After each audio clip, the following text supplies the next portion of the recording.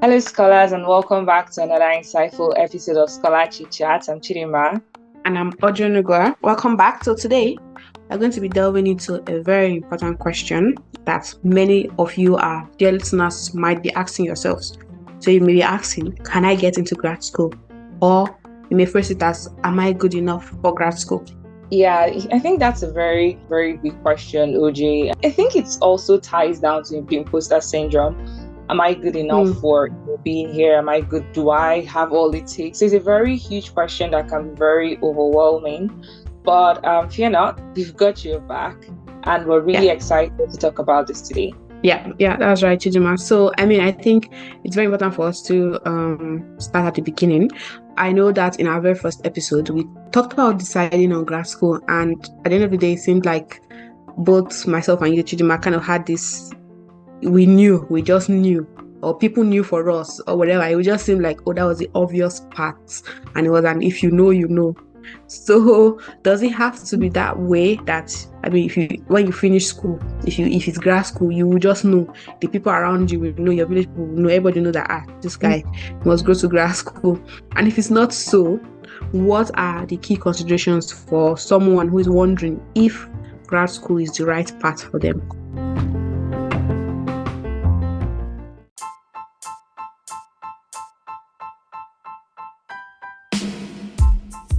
Hello everyone, I'm Chidinma.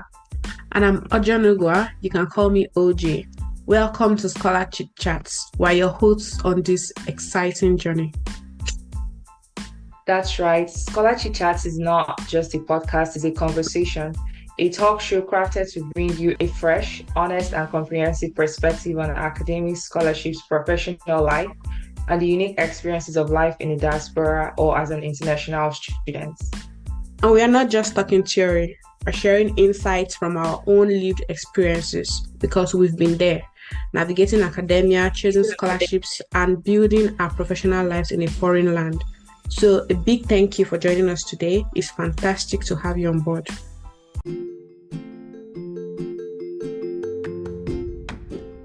Okay, yeah, I think that's a very excellent question, OJ. And I think generally a lot of things are oftentimes enclosed to be a myth. I know the first time I heard about finding your life's purpose, I was like, oh my God, I had to find my life's purpose, because people were like, you just know. And I remember thinking, where is this purpose? Like, where are you, purpose? I want to find you, And they seem that like, you don't know, so you can't know. But I think that I don't think it necessarily has to be the same way as it was for us, where like you just know that this is the right thing for you to do. There are so many things to consider. First of all, I'll say consider your goals generally. Like the key question is, why do you want to pursue graduate school? That question is a very important question to answer. I remember someone once said something that at every point in time, you have to identify your why. Like, why am I doing this? Why do I do this? So it could be easy for career advancement, for instance. I know that for some people, part of the reasons why they wanted to further their studies is because it's a key requirement to promotion, for instance, in their workplace. And that's a valid reason, right? It doesn't have to be something that is so overwhelming. That's a very valid reason to, I want to know more about this particular area I'm interested in. It's going to help me advance my career, right? It could be passion, as it was, I think, probably for us, that passion. I remember, I think I shared this with you, OJ, when I finished my master's in public health, I wanted to do another master's. Like that was the next thing in my head. And I'm like, because I enjoy it, like I love doing it, I love reading, I love research. Yeah. Or it could be something else. It could also be, and I think this is a place for a lot of, I would speak for Nigerians. I don't want, wanting to leave the country, right? Because it's like, I want to study somewhere, I want to have a different experience from what I know, right? So it could be a lot of factors, but the key thing is to understand your why. And I'll just summarize why this is really important, and it ties down to understanding your goals. If you don't understand it, or if on the other end you understand, there is a drive to continue pushing forward, even if you don't get get a positive response. So for me, continuing applications stopping was not an option, right? So it's not like I'm going to stop applying because I this is what I wanted. So once you identify what your goals are, it will help you know if this is the right path for you. Thank you so much for sharing that, Chidinma. That has been that's a very, very insightful response. And I don't think anyone can say better. It has to just come down to the why for you. Like everybody it's a personal kind of journey that everybody has to undertake. In this case, for some, requires more soul searching. For others, it may just be rest, as you said, can just be I want to leave the country, I want greener pastures, I want to change location, I want to, whatever the reason, right? It's what is going to fuel your drive, and that's what's going to tell you if grad school is important, it's necessary. Because I had a friend after undergraduate, we both graduated to first class, and then in the first year, because it was also the kind of like people will tell you, grad school is probably an option, it's something you should consider, you are really bright, those kind of push. So she got into the thing with me, both of us. The first year we were applying to grad school. So after the first year, I did not get in my first year, neither did she didn't get anyone.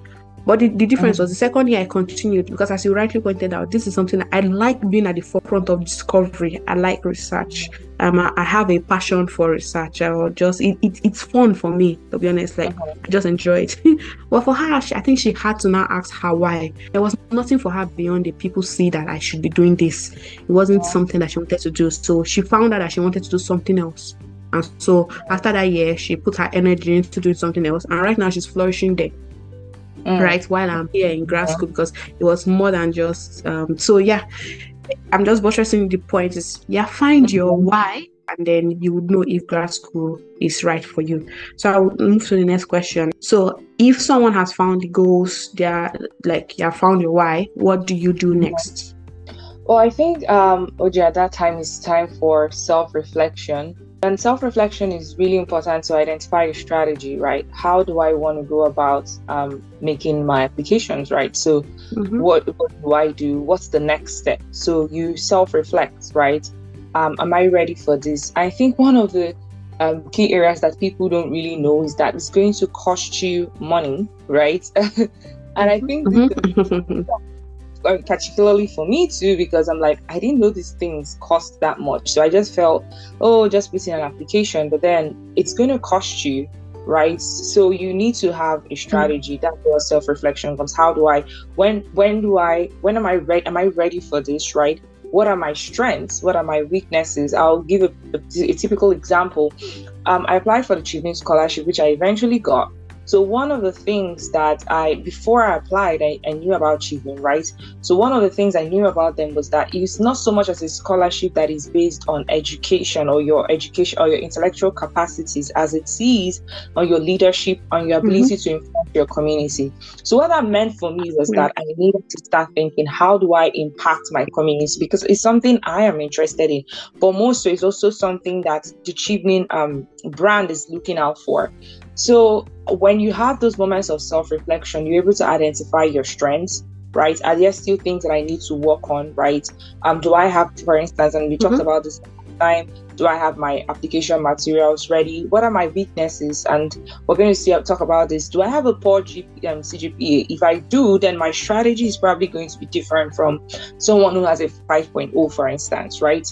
Am I ready? It could also be emotional readiness. If you have a family, that's a lot to think about. Do I want to go out? Am I going to look at countries that are probably, would I say, more receptive to me moving with my family, or more family friendly rather? Or am I just going to So these are like a lot of things, to talk about. And, we're going to talk about our experiences, and hopefully that will help you with the self-reflection process. So I think that's the next step, I would say, for me. Yeah, totally agree with what you have said, Chidinma. Totally agree. Definitely do some self-reflection, a lot of self-reflection. And I like how you talked about how we talk about our experiences in grad school, because I realized when I got into grad school that I spent a lot of my time trying to get into grad school than actually thinking about what will happen in graduate school. It came as a shock in some ways, because I thought that the hardest or the most trying period of my life was trying to get a scholarship. Then I got the scholarship, and then I went to school and I realized, oh, okay, there's some trials that are more than actually trying to get into the graduate school. There's a reason why it's quite difficult to get in, because the actual grad school itself it's also a trial. Everybody that's considering grad school has to assess where that they are ready for the actual application process, but that also they are ready for the actual grad school. You have to be thinking about that, right? Which is why, again, we said the why is important. And even though you have a passion for research, you just realize that it means a completely different thing, like from what you've known as an undergraduate. It's a completely different thing to be a postgraduate researcher, right? So you just have to know and be, as you say, I like when you talked about also emotional readiness. It's something that people don't also consider, right? Especially if you think that you're moving from a developing country to a developed country and your standard of living would increase, you think that would solve all your life worries. Not necessarily, because there's health or healthy living is quite holistic, and the emotional or the social aspect is very, very important, and people don't really consider that. And so that's something that people should also access in doing the self-reflection, and then you now know, oh yeah, I am now ready to apply to grad school. Then moving on, actually one other big thing, a very big thing I know people always ask about it, is the GPA. So the grade point average, or the CGPA, whichever one, the cumulative grade point average. And it's a burden for some people, because some people had maybe just tried out their best, did not get what they would consider good grades, or some people had lecturers that were not super friendly. At least I know a lot of people had that experience in Nigerian universities. So I think the question is, do you need perfect grades to get into grad school? That's another beautiful question, Ojay. And I think, just to answer the question very simply and very directly, the answer is no. You don't need perfect grades. And I know for some people, it may come as a shock, because it's like, oh, well, I've always heard about people. And we're not just talking about, getting into graduate school, like funding yourself. We're talking about also getting into graduate school, even on a scholarship, right? So for some people, I'm listening to our podcast, you're self-funded, right? That's one thing. And probably we should, I'm losing track of the things we're saying we're going to talk about, but then, because I think honestly, there's so much. Everything together. For someone who wants to go to graduate school on self-funding, there are lots of things that, or self-funded, there are lots of things that may not necessarily bother them so much as to someone that wants a scholarship. But I'm trying to answer this question in both ways, right? The answer is no, you don't need to have perfect grades. I know people who had a third class, and I talk about Chidinma a lot, but Chidinma is very prestigious scholarship.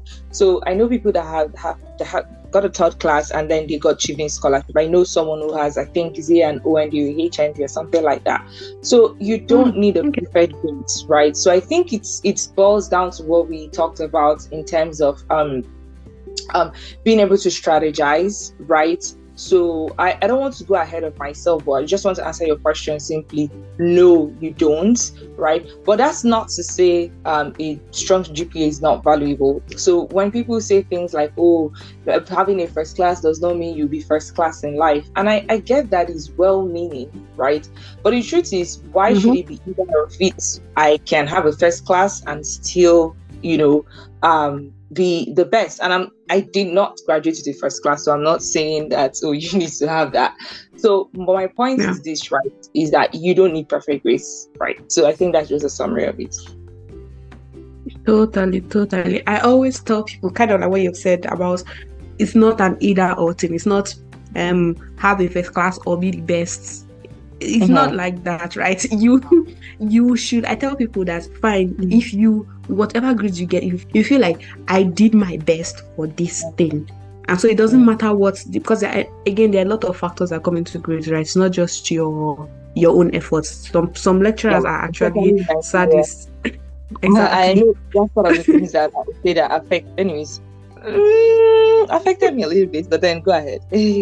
Okay, yeah. So, but I tell people, once you have done your own best, and you're like, this is the best possible thing I could have done, whatever the grades, then you should be happy about it, right? in a fair or meritocracy, merit-based system, you would get very good grades for a very, very good work. But it doesn't always happen like that. True. So what do you want to do? You can't kill yourself. But the point is, kill yourself to do your best. Don't kill yourself about like factors that are outside of your control. Right? True. So that is what I would say. So so again, the point is, admissions committee consider more than your grades, right? They consider more than your grades.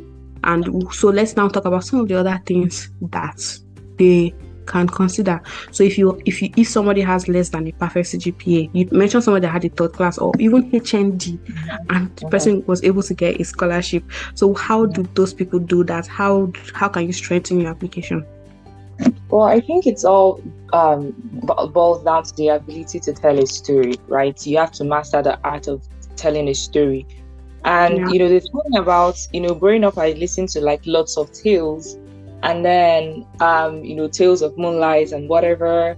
And every point in time when it seems as if it was a tortoise that was narrating their story, the tortoise would always try to portray their own strengths, right? Like, oh, the tortoise is slow, but because slow and steady wins the race, the tortoise won the race. Yeah. And literally, it's like, well, how on earth would a tortoise outrun, like, let's say, deer or whatever? It's not necessarily feasible. But then they are the masters. They're the ones that have the pens, so I can write whatever I want to write to showcase my strength. So I think it's all about showcasing your strength, right? So if CGPA is your place of concern, and as you've rightly pointed out, there are other things, right, that makes the soup sweet in quotes, right? So you have to start honing on the other things, right? So what are the relevant experiences that you have? So let's say you don't really have a very strong CGPA, but you're very good with analytical skills, right? So you're like, oh, hey, I can do a lot of analysis. There are lots of softwares that you can use now. I can use R, for instance. I'm able to use Python.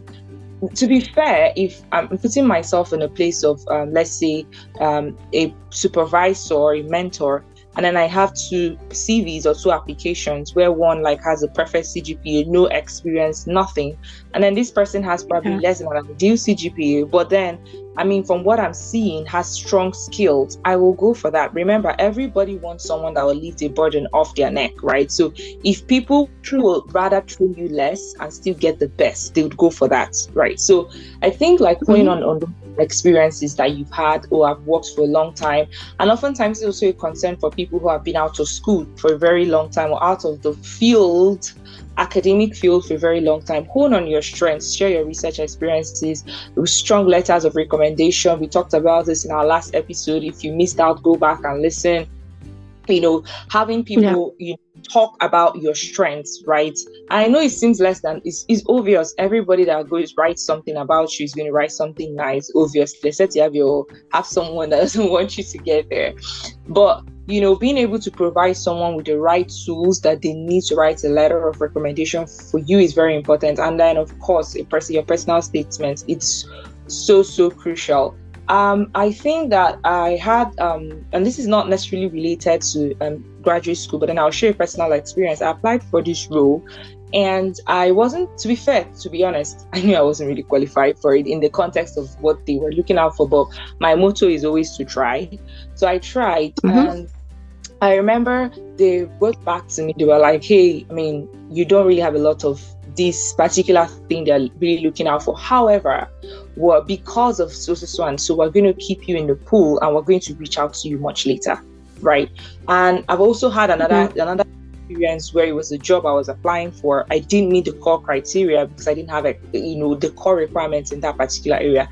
However, they also referred me to another job. They were like, hey, you did well in this. We saw your passion or whatever. We're going to refer you to another. So that's the thing. So if you don't have what people are looking out for, particularly now in terms of graduate school, CGPA, honing on your strengths, it could be another key area. Remember, you're telling a story. You are the master of the story. Be like the tortoise, right? Always tell people that you win the race when we know that you did not. So yeah. All right.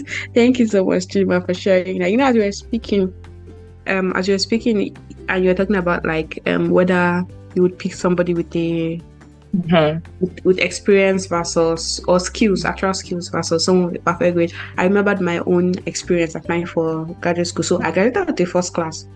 And as I said earlier, my first year of applications, I did not get in anywhere. And it was so humbling. It was so humbling. And it was at that point I had to now do further research. I was like, what else are these people looking for? I mean, this is great, yeah. Like, what are you guys actually looking for? So I joined this community, and then this community of people who were trying to get into graduate school, and then I heard people's stories. Somebody would be like, I've been applying for 3 years, I've been applying for 5 years. Some would be like, or people that also get in come and be like, oh, finally I got in, and then they will share their profile. And then I got to see that, well, between people who were not getting in and people who were getting in, there was just a wide range of people. And then, so, especially for the people that were getting in, I always left amazed at their profile. So I knew that, oh, well, I had a lot of things to do to become the kind of person that gets into graduate school, and the kind of person that gets a scholarship, right? So, and what are the things I did? As you said, rightly pointed out, I picked up skills, got more experiences, just made myself a better, well-rounded, better skilled individual. And then, of course, in the next year, I was selected for a scholarship. So definitely those are things. So, but I always tell people, when it comes to grades, don't allow the grades to be the thing that will disqualify you, right? Do your best, and so that you are not even worrying about grades. But whether you have the grades or you don't have the grades, you still have to make yourself a desirable candidate. You still have to boost yourself all around. But even more so, if you have concerns about your CGPA. So nobody should actually dull, regardless of what kind of grades you had from school. You'd still have to do stuff. So that was very, I just thought to share that story because like this is very, very practical. Grades or no grades, there are things you have to really do to beef up your stuff. And this will take me to our next point. So we're going to talk about the non-traditional path. So which is so yeah, there are people, the regular path to grad school is you finish your bachelor's and then your bachelor's degree, and then you go for a master's degree or a PhD, as the case may be, almost immediately. People may take a year or two, but anything more than that has to be a non-traditional path. So it could be people could go and work for 5 years and then or 10 years and then decide that, oh, they want to go to grad school, or even at 60 can decide that you want to go to grad school and you want to get a scholarship. I know Chidinma that Chidinma actually gives scholarships to people who are more advanced in age. I've seen older Chidinma scholars getting. I've not seen a lot of older Commonwealth scholars, but I've seen a lot of older Chidinma scholars. I think that plays into their interest in like leadership abilities. But anyway, so someone, maybe the person is now mid-30s or 50, and the person wants to get a scholarship. What does the person do? What should the person do to be considered for a scholarship? That's a very deep question. Okay. Well, I think that all the questions and all the conversations they all have are tied in together. So the thing is, going back to what you said earlier about self-reflection, you reflected and you see that, hey, I'm seeking for a non-traditional path, right? Then I feel like one of the key things you should do is, first of all, think about your strengths, right? Now I'm going to answer this question in two ways. First of all, for those who are self-funded and who want to go into graduate school, because if that's a thing for you, I would say you probably have lesser concern, right, than someone who has been out of school, doesn't have any kind of funding for themselves. So I'll talk about the first instance. If you're self-funded, there are lots of opportunities for, I would say, those that are would I say late career, I don't want to say late, or those who want to go into school at a much more later time, right, from when they first graduated. So I think one of the things people don't really take advantage of is reaching out to schools, right, and having conversations. So I'll give you a typical example. I did my master's, and I know you guys have heard about this so many times. For those who listen to our podcast at the university, everybody should go to, I feel like York is that place where you need a life, like in your lifetime, you should go to York. Don't go to York, go to London. So one thing that people don't know is that they're actually, I'll use University of York, they actually have, liaison, and this is not necessarily the right title. They have liaison, staff. So for every representatives, there are country representatives. So in my school, we had a country representative. Let's say her name is Amanda, for instance. So when you go to the school website, you reach out to Amanda, right? Trust me. Mm-hmm. So for a very practical example, my country representative for Nigeria, she had like a when to meet kind of thing. So you schedule that time and then you have a conversation with her, right? So you tell her, these are my concerns. I feel like I've been out of school for a very long time, for instance, right? I'm not going through the normal path.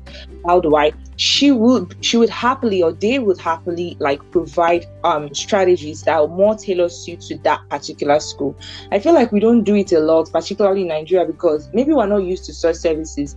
I mean, if you're like me, you've had experiences of going to the admin building in quotes in school. It's almost as if everybody's your enemy. Like, I'm sorry, like I'm not the reason why you're not happy today. So that is one thing. Go to the school website, identify people you can talk to, right? They actually program specifically, or they could be a program, for instance, specifically for people in so area, right? There could also be supervisors or people actually looking for those are more advanced, right? They don't want someone who is just starting up. They want someone more advanced because of the kind of project they are working on, right? So that's one way to look at it. So engage the resources that you have available. Go to the website, reach out to the admin staff. Hey, can I call? And that's where it goes back to, investing. I know for my school, I was doing my application around the COVID period. So oftentimes mails were not responded to at a very fast pace. So I would always call them because I know that once I'll get my feedback as quick as possible. And it's literally that easy. Now, this is for someone who maybe you have some funding and whatever. Now, if you're going through the non-traditional path for someone who doesn't have funding, I do know that there are scholarships, and I had someone recently last year. She had I think over 15 years experience in management. She wanted to do her master's and everything. She was so concerned. I sent her this link, Scholarship Region, where they give notifications. I think last month, she reached out to me and she was like, oh, she's so happy. She got a scholarship that was actually tailored for middle career professionals. So there are funding for people like that specifically, right? So you have to identify these opportunities. Now, even if, let's say, for instance, you're not able to find that, and I'll use children as a typical example, identify opportunities that are tailored to that particular area, right? So Chidinma, as you gave a typical example, they actually have a fellowship. Aside from Chidinma scholarship, there is a Chidinma fellowship, right? And I'm not speaking for FCD or anything. I'm just sharing my own personal experiences. So they have a fellowship, and this is more for middle career professionals. So there are lots of opportunities out there specifically for people within this particular area. Now, if for whatever reason you're not able to find, maybe your area of interest, because I feel like there are more fundings for those in sciences more than arts. You can also tell your own strengths, right? Oh, your strength could be, I have very tremendous job experiences. I've been able to notice because of my experience, I noticed the gap. These are the skills, because you're even at a very huge advantage, right? You're bringing something that someone who just graduated doesn't have, right? So you're bringing your experience, you're bringing your skills, you're bringing your level of professionalism, right? Because I mean, there are lots of things that happened after school, like when I went to graduate school, that I feel like working previously gave me the opportunity to handle that. If not, I literally wouldn't have known what to do. So in some ways, sell your skills, because that's what you have. Yeah, I mean, thank you so much for pointing this out. I'm just going to jump on the last point you made. So between my undergrad and postgraduate, my master's, I had not had any work experience. I did a lot of exploration on my own, but actual working at a job, I had not. And when I started my master's, I remember feeling like, oh my God, I wish I had worked a bit, because I saw the difference between some of my colleagues that had done a job. Because I remember I had an older colleague who had worked for the government of Canada for 20 plus years. I think she was older than 50. She was self-funded anyway, but she was also from Canada. But the kind of questions she asked in class, you could tell that because of her practical knowledge, she was able to maximize the benefit of the lessons. Compared to me, I was just really, I was learning how to think critically, right? Which is kind of a lot of things you learn. But for her, she wasn't even coming from a critical, maybe she was an analytical kind of thinking, and then plus critical. But for me, it was just, I struggled really hard to contextualize the things I was hearing. So that's, again, as you pointed out rightly, the advantage of being like of having this work experience or just taking a non-traditional route. So you have things going for you.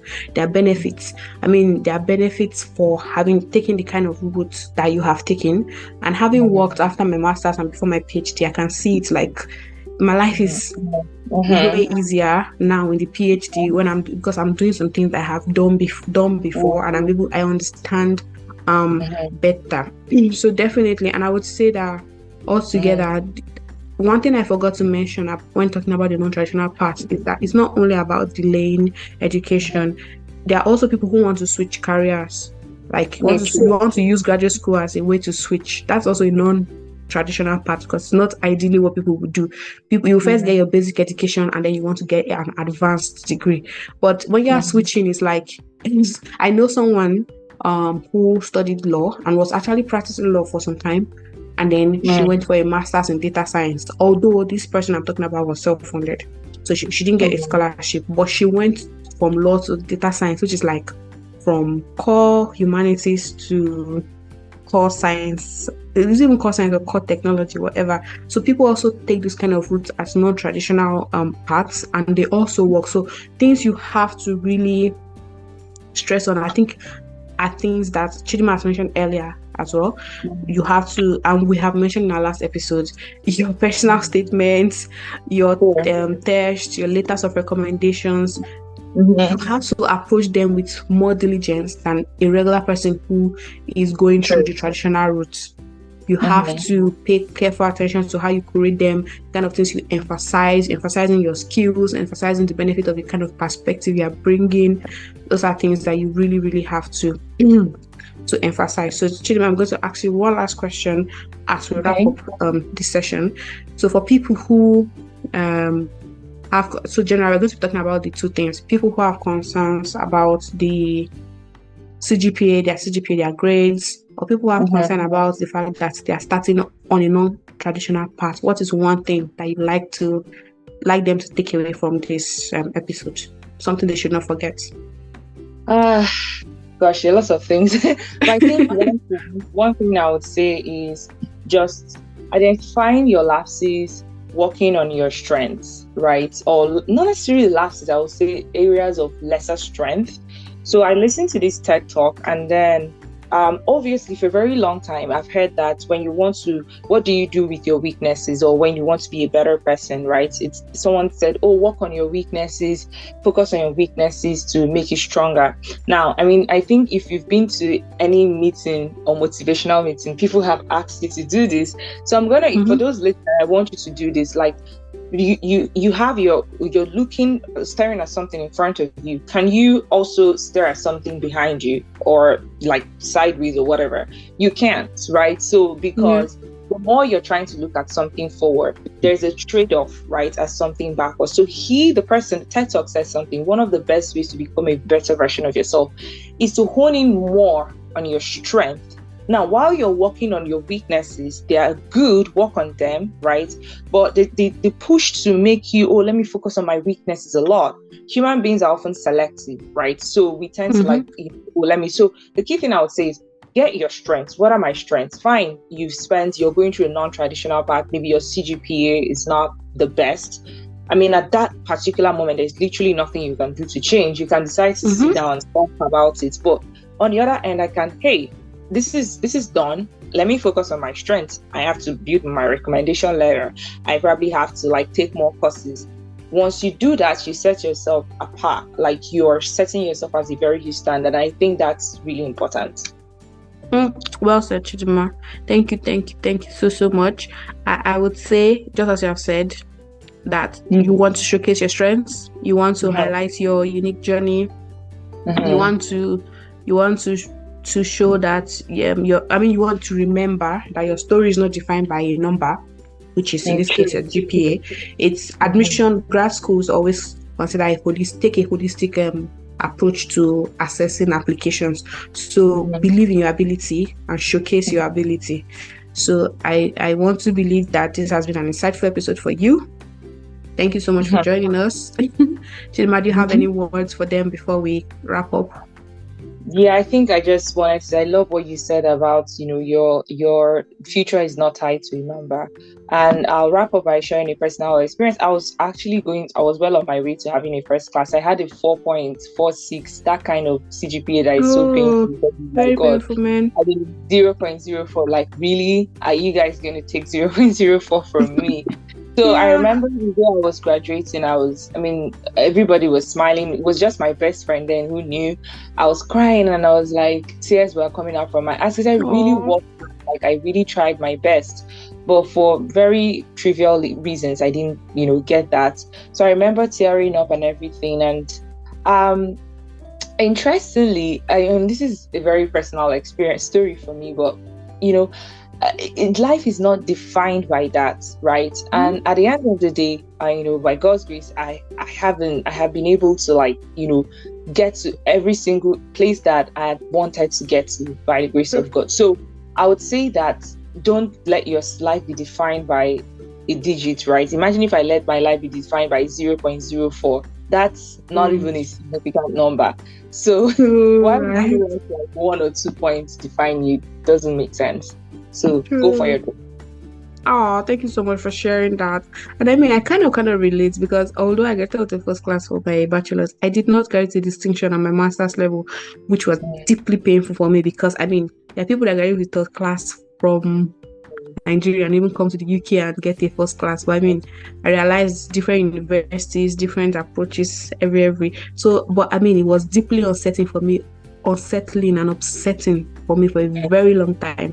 But I mean, it hasn't hindered my growth, right? I am doing a PhD. I was not considering anything different from what I'm doing right now.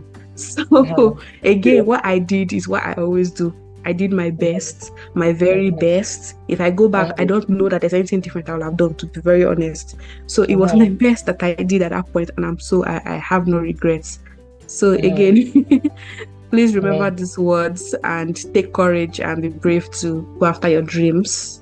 Even if it's not graduate school and you're listening to this, whatever your dreams are, don't let anything stop you. So thank you for joining us. Subscribe, share, and remember your journey is valid and uniquely yours. Bye. Bye.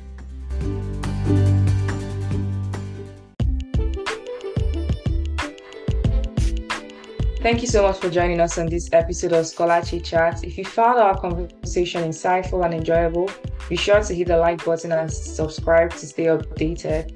We've got a lot more in store and we don't want you to miss out. We are always diving into topics like this: academics, scholarship, professional life, and the international student experience. It's what makes Scholar Chitchats your go-to podcast for a fresh perspective. Also, don't keep all this wisdom to yourself. Share this episode with your friends and family who could benefit from it. We are building a community of learners and would love for you to be a part of it. Your thoughts matter to us. We want to hear from you. Drop your comments and questions in the chat, or send your questions, suggestions, and comments to scholarchitchat@gmail.com. Your input helps shape the future of Scholar Chitchats. So that's a wrap for today, and we'll be back with more insight stories and chit chats in the next episode. Until then, take care, stay curious, and see you soon.